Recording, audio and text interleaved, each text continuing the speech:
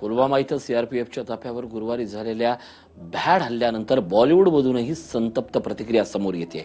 या हल्ल्याच्या निषेधार्थ उद्या बॉलिवूडमध्ये बंद पाळला जाणार आहे। बॉलिवूड कलाकार कंगना रनौतने आपल्या सिनेमा सक्सेसची पार्टी रद्द केली आहे। अक्षय कुमार, सलमान खान, अभिषेक बच्चन, अजय देवगण, अनुपम खेर, मधुर भांडारकर, रितेश देशमुख यांनी या हल्ल्याची निंदा केली आहे। तर सुप्रसिद्ध लेखक गीतकार जावेद अख्तर आणि शबाना आझमी यांनी आपला पाकिस्तान दौराही रद्द केला आहे। आजपासून याच्या पुढे कोणीही पाकिस्तानी गायक, पाकिस्तानी कलाकार किंवा कुठल्याही प्रकारचा कुठल्याही प्रकारची कला पाकिस्तान बरोबर किंवा पाकिस्तान कलाकारांना इकडे आणून त्यांना परफॉर्म करायला लावलं, जे लावतील त्या लोकांच्या कानाले आज आवाज निघणार। खूप झाला आता।